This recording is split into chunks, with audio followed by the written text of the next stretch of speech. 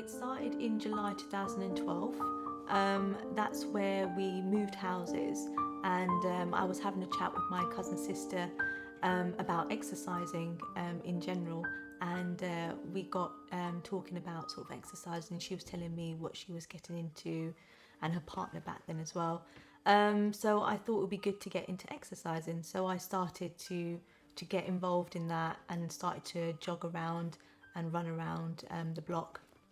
And I used to do it kind of once every week. Then it used to be twice every week and 3 times every week, and then it became sort of a daily thing. And then I sort of started doing that and got into it, and then it got to the point where I started to control I started to control my eating. I used to not eat at all. I used to have food in certain bowls as well. So it started to become very sort of controlled behaviour that I used to have around exercising, and I felt it was controlling me rather than me controlling it, and it really spiraled out of control looking back on it. So I done that for 2 years, where I really put a lot of strain on my body, physically and mentally, and used to weigh myself every day. Used to have a diary where I used to jot down exactly what I did, what type of exercise I did, how much I weighed, comparing myself to other people, and not feeling good, but felt that a regret if I didn't do it. So I had a really rigorous routine for 2 years around exercise, and I lost drastic amount of weight in comparison to how I am in the present day, but drastic amount of weight. And I just didn't eat. And going through that whole process, it was really, like I was saying, really controlling. So I was in this bubble where I only sort of focused on myself and the way I looked, and my weight, and how my overall body image, and feeling really insecure in terms of how I look. And exercising gave me a bit of that sort of freedom and that release. So I lost all kind of sense of reality in that sense. Friends and family, I sort of neglected them through that process. And that journey that I went on for those 2 years, and sort of kept myself to myself. And I used to have sort of random outbursts as well, and anger, that people were looking at me and judging me as well. So it was also that perception of what other people thought about me, and making those judgments. And it may not be the case that they're thinking that, but I think that they're thinking a certain way about me. So that was for 2 years, and up until April 2014. And my dad was the one that actually realised that, my daughter's behaviour's changed. She's not the same person anymore. She's changed, and, this is not her. This is not the happy Sandeep, go up, and kind of live life and happy with herself. There's something up. So my dad's the one that realised, and he had a chat with my mum about my behaviour, and they basically sat me down and said, we need to get her to the doctors. Every Saturday, Sunday, she used to go for a jogging. And first she only go for half an hour, 1 hour. Then she started going for 2 hours. And I said, that's a bit too much. I had a word with my wife. I said, that's a bit, she's running every day. That's too much. And she said she's got blister underneath her feet as well. Yeah. I said, we have to see someone specialist. That's the time. She was vigorously exercising. Exercise. From 10 in the morning till, I would say, 7 in the evening, every Saturday and Sunday. And she's But something's not right. She wouldn't eat, she wouldn't drink. She always snapping, upset. Always upset. Always snapping at us, not eating on the table. Yeah. not communication. Her dad noticed the symptoms before I did. Honestly, Then, Dad noticed the symptoms before. yeah. She was snapping at him for no reason, and she wouldn't eat on the family table. Her eating, Eating habits. basically starving herself. You know, weighing herself every day on the weighing scales, and that exercise turned into torture. She was torturing herself. Yeah. She was going absolutely. You should have seen her trainers; they were torn because you know the mentality is that I've got to get skinny. I don't care about anybody else. It's just me by myself. It was terrible. Every time I was in my room, I could hear. You know, my window was open and I could hear her run. She was running around the block.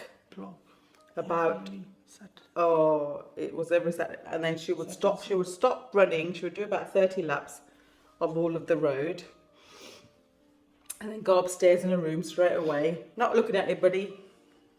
Coming in, had the headphones on, didn't care about anybody else, in her own world. Got right upstairs in her room, shut the door, lock the door, and then start playing the music, and then dancing, and then doing more exercise upstairs. And for a good 3 hours, more exercise. And then again afterwards, when she's finished that, she's going to have a shower. After the shower, she'd weigh herself.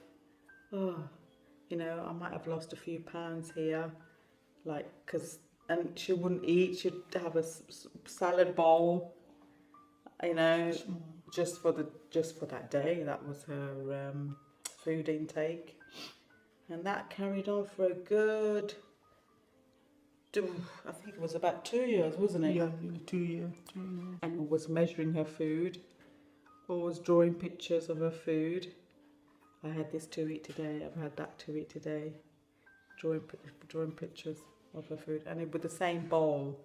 She'd be using the same bowl for her food portions. She wouldn't have a round plate, or any other size plates. It would be that specific same bowl, because she knows that's how much my portion is, and I can't go any lower and I can't go any higher with my food intake.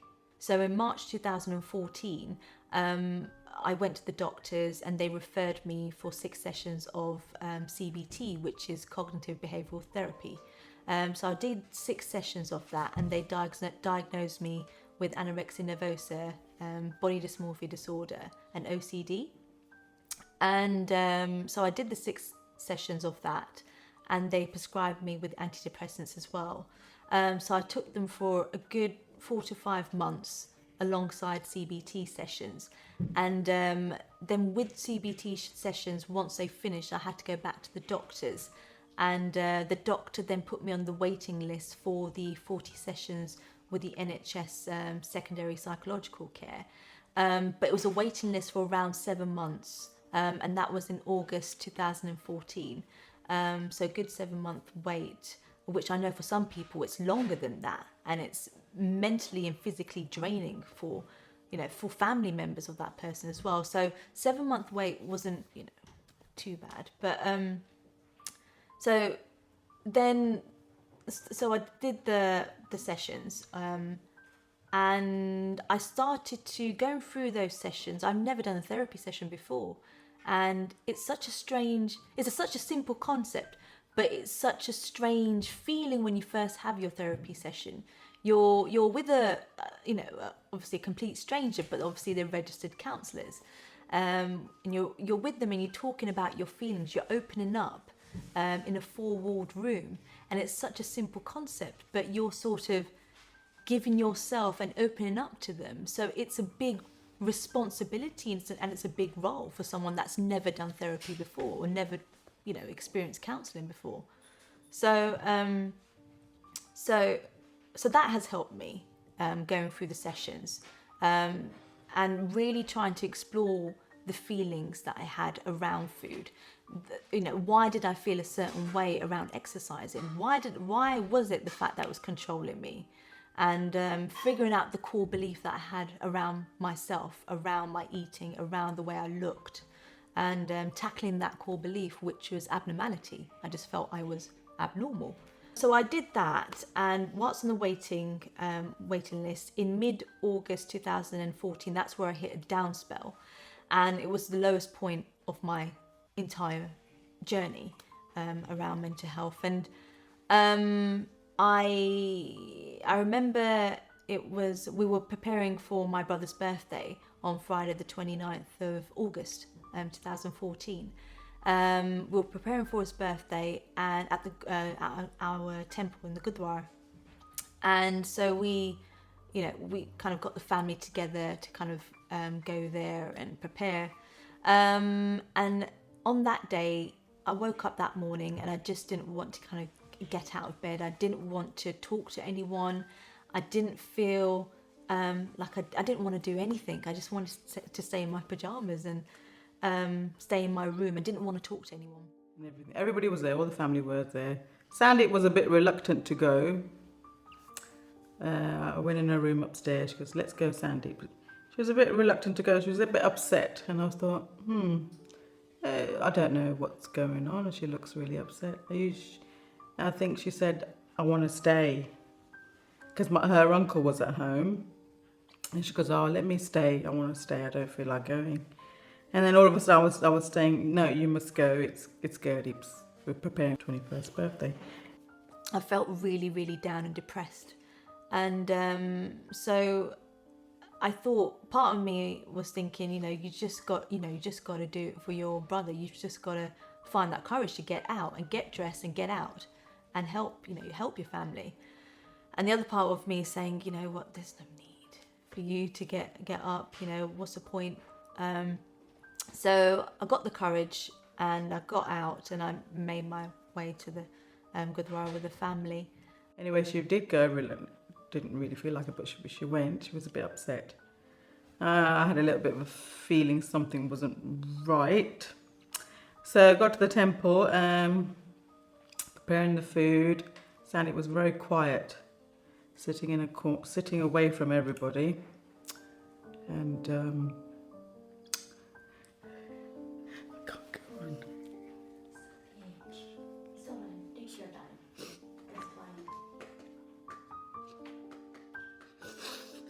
And then everyone was there, everyone was, preparing vegetables or preparing fruit. Everyone had a role, and it was sort of clear in terms of the roles that they had in the family. And I was thinking about the roles and each role each family member played and their responsibilities. And then I looked around, I just didn't talk to anyone. I didn't even get involved. I just felt like I've lost my place in the family through the whole neglect that I experienced through the 2 years of exercising. I felt that immense neglect to my family and my friends. Therefore, I didn't really know how to interact with them again. So it was learning to interact with them again and getting out of that bubble. So that was a challenge for me on that day. And I felt that I just didn't belong anymore through that whole 2 years of not, giving my time up to them and loving them, So I lost that love, and I felt that immensely on that day. So I just didn't feel part of that family. So I went to the toilet cubicles there. I went to a toilet cubicle, and I stood on top of the toilet seat, and I had the scarf around my neck, and I put it over the grater at the top, the light grater, and I just tried to take the life out of me, really, and just didn't want to be there at all. So I just squeezed every inch I could out of me, and I just really couldn't take it anymore. So I asked her to help with the preparation, and she didn't want to. And then all of a sudden she disappeared. And we were all thinking, where is she gone? Where is she gone? We all started looking for her. And as my sister-in-law started looking, she went to the toilets. She goes, oh, she looked upstairs in the prayer room. She wasn't there. And then she looked in the toilet. She was saying, Sandeep, Sandeep, where are you? Where are you? And Sandeep obviously was in the toilets but didn't answer to her. Then she went back and told me I've looked everywhere for her. And I thought, let me go and have a look for her. Then we looked outside in the car park, she wasn't there. And then I went to the toilets. I was going, Sandeep, Sandeep, where are you? Where are you? And I looked underneath the toilets, each and every toilet. And then I could hear her crying. And I knocked on the door. It was a second door there was 4 doors. It was a second door. I started knocking really hard and vigorously. I could hear her crying. I remember it like it was yesterday, and the thoughts that go through your mind is just, it's really chaotic in there. You know, you've got one side, I call it the devil and the angel. You got the devil saying, you know, you don't belong here. There's no need for you. Why are you living? There's no need for you to be here. You don't belong in this family. If you don't belong in this family, there's no need for you to be or exist in this world and be part of a family. You neglected them before. You're going to neglect. It was those type of thoughts. You know, the devil, the dark side, that was saying to me. And the other side of my mind was saying, you know, you've got more to live. You're here for a reason. You've got your brother, your mum, your dad, your family to look after, and be there for, and cherish them and love them. So those two sides were battling in that moment, and I've struggled to explain that to anyone till this very day, and it's impossible to do that. But I try my best to do what I can in terms of explaining. But it was one of those battles that I went through, and it was just, what voice do I listen to? And I was in tears, and at the same time straining my neck, straining all the life out of me, and tears were streaming down my face. And it was just that constant, and it felt like forever, but it was just that constant battle in my mind. That I struggled to even tell anyone till this very day. But I remember the toilet door opening to the bathrooms, and I remember a voice. I remember hearing a voice, and I remember that thinking that's a familiar voice, you know, and it was my mum. It was my mum, and she yeah.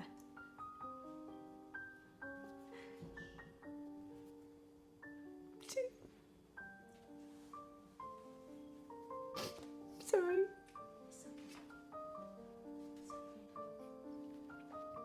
And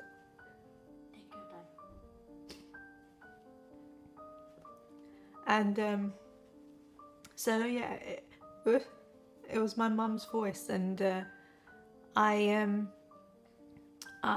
knew it was my mum's voice because I've known it all my life. I've known her for all my life. And so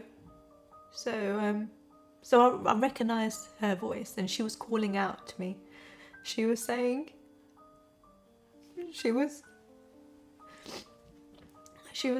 you know, Sandeep, you know, where are you? I know you're here.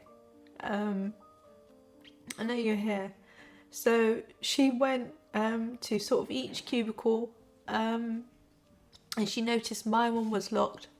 She arrived at my cubicle, and she was knocking it down ferociously. Firstly, it was just tapping just to see if I'm there. No response. She was on that door rigorously. Just to get a sense of knowing that I'm there. So she kept on knocking it down, the door, and I was still going through that process of the angel and the devil thinking those two thoughts, and I started to listen more to that voice, and my mum was very adamant in her tone, in her voice, and what she wanted to convey to me. And she was adamant, and being the mother she is, she had those motherly instincts that she knew something was wrong because I wasn't answering. So I directed my mind to focus on that voice, that angel. I kept on focus on that for some reason, and I think that reason was because she was constantly knocking down that door. Her voice was louder than the devil in my mind. That angel voice was louder than the devil. So she sort of made me overcome that by constantly knocking on that door, constantly calling out my name. So I stayed focused on that voice. So I got off the toilet cubicle, and I was still, tears were streaming down my eyes, and I was still in pain, and I was still really dark and depressed that I just didn't want to be there. But I knew my mum was on the other side, and she was still sort of knocking away. So I just opened the door, and we didn't have to say, it was just silence. It was just tears, unhappiness. There was no words to describe it. And all of a sudden she opened the door. Because she heard my voice. She opened the door. I don't know, mother's instinct, mother. So she opened the door, and she had it was a scarf around her neck. And she had a mark there. And we just started crying, She didn't know what. We just hugged each other. I knew what had happened. I knew what she was trying to do. And yeah, we just hugged each other. And then after, we didn't say a word. We didn't say anything because she was crying. I was doubled up in emotion. She knew what I tried to do. I knew what she wanted to, her objective as well. So we just hugged each other, and just tears streaming. There was no other words in that moment. No other words, and it just became silent after that moment. I took her home straight away. I told the family she's not well. I didn't say that she actually, I didn't go into detail. I just said she's not well. She's a headache, and I took her home. I brought her home, and yeah, then from that day on, obviously, I knew this was the really low point of her depression. It was building and building and building. But this was the lowest that she'd ever gone, and I didn't know. I didn't know what she was going through until that day. So then after the attempt, we as a family, obviously at home, we kind of made a serious decision that we cannot wait any longer for that call from the doctors to say, I'm no more on that waiting list anymore. Then I took her to the doctors, and she just burst out crying. I was there with her. She just burst out crying, and the doctor knew exactly. Just depressed. He gave us some tablets. She started taking, and then she was put onto the waiting list for counselling. And then I thought, this NHS is going to take forever. It's going to take a long time, and she needs it ASAP. So I found a private counsellor, and then she started straight away. And then we got the ball rolling, and then gradually she took the medication as well, doctor that had prescribed her. And then she went to the private counsellor, and then every week she had a session. And she got a little bit, it took about, I'd say six, 7 sessions, and she was okay. She was getting step by step. She was talking to the counsellor. So I started straight away private therapy sessions whilst waiting for that call from the NHS for 6 months. And that was from mid-September 2014. I did the private therapy sessions, again tackling the negative thoughts that I had about myself, explaining the suicide attempt, knowing more about the reasons why I did what I did, changing those negative thoughts into positive thoughts, really challenging your thoughts and your motives behind, your feelings and why you feel a certain way. So we done a lot of activities around challenging negative thoughts, and that was a good first half of these sessions that we did. And mindfulness really helped me. It's just meditation, pure meditation, but thinking and easing your thoughts into just calming yourself and thinking in a neutral way, I guess, and it relaxes you as well, and it refocuses you as well. So we learnt a lot about mindfulness in the therapy sessions. We learnt a lot about what I wanted to achieve as well through these sessions. And I remember those goals were to communicate more with my family and friends. It was to love myself more and treat myself with respect. It was more sort of self-appreciation, and tackling that feeling of being abnormal as well. And those are the goals that I set together with the counsellor.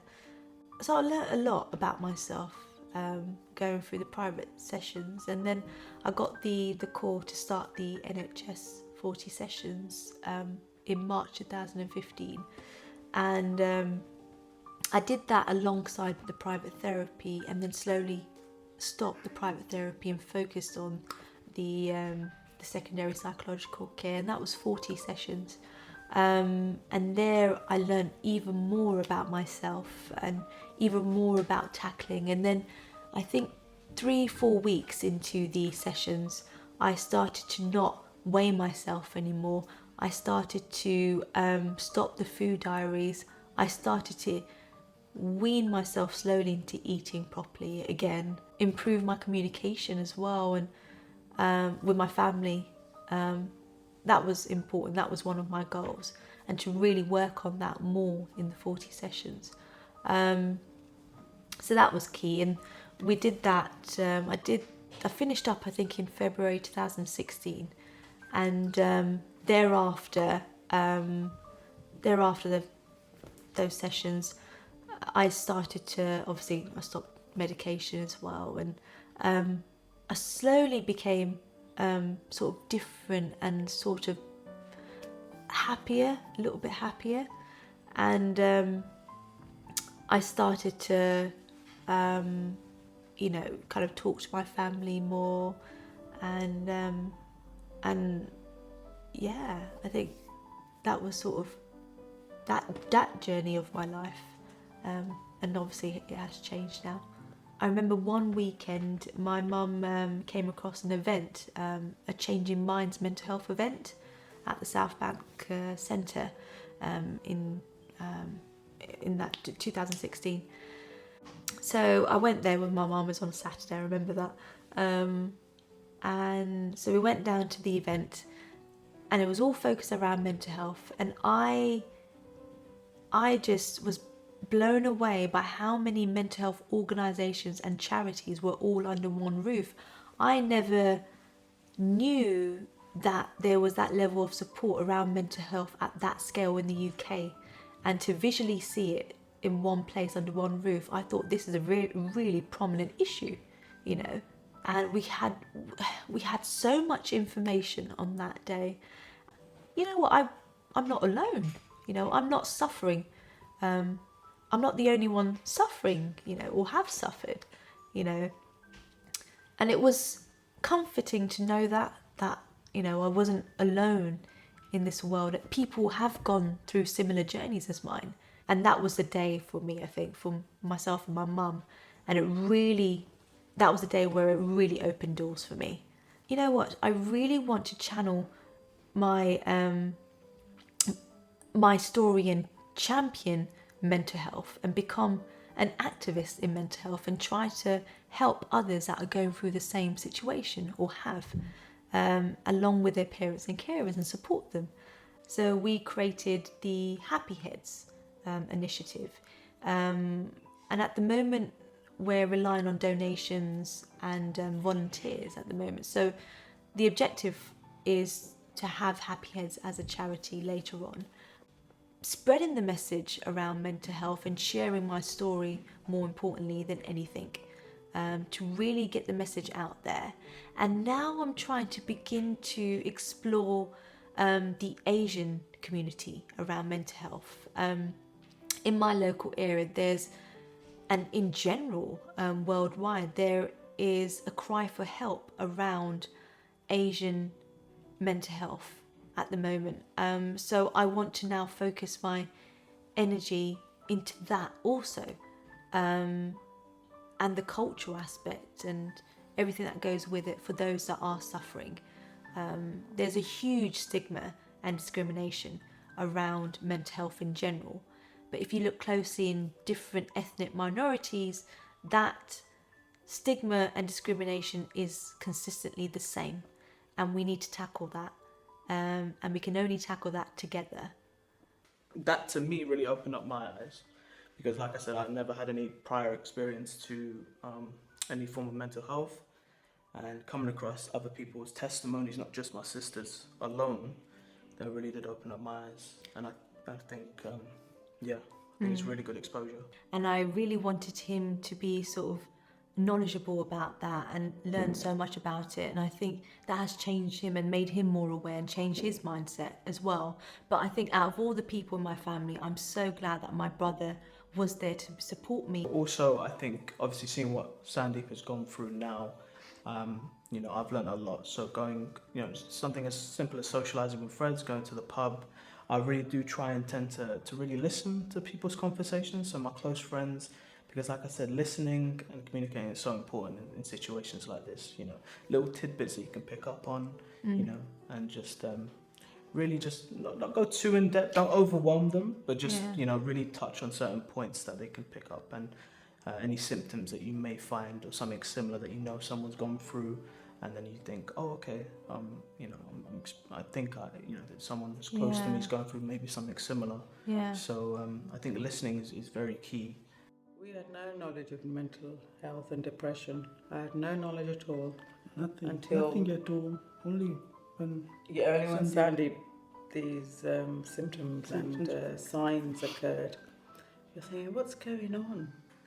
Why is she behaving like this? You know, I had no knowledge. I did work in that school. I did you know, I had no knowledge in school neither. You know, just unfortunately, everybody's doing their own thing. People's running around. I'm working, cleaning. It's just no time out, is there, for the family? And from then on, we do it every weekend. It's every 2 weeks now. We go to the temple first, and after the temple, whichever coffee bar, and we'll sit and talk.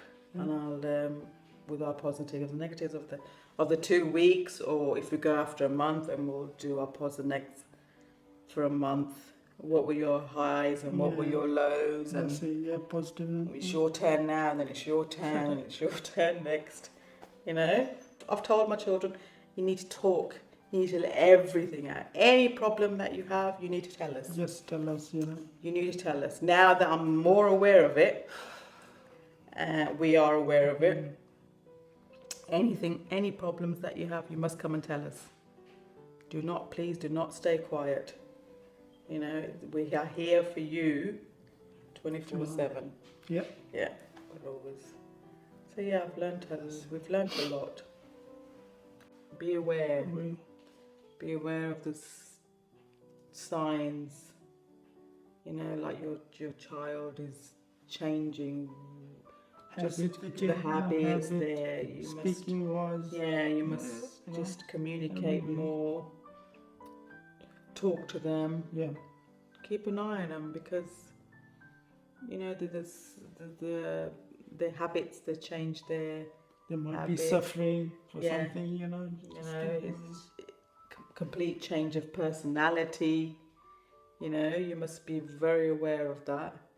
It's not a good thing to be diagnosed with mental health, because people think you're mad, which you're not. Yeah, that's what they think. You're not mad. Believe you me. Probably they're scared, aren't they? They're frightened and scared that if their community found out, oh my God, what a shame that would bring to the family. Yeah. You know, what shame that would be, that your child is suffering from mental health. You know, it's just very hard for some people to understand, isn't it? It's just for us as a family, so much knowledge of it now. You know, we want other people to, you know, listen to our story. And whoever is suffering out there, you must seek help, please. It's just okay to talk. You must, before it's too late. You've got to go and seek help. Yes.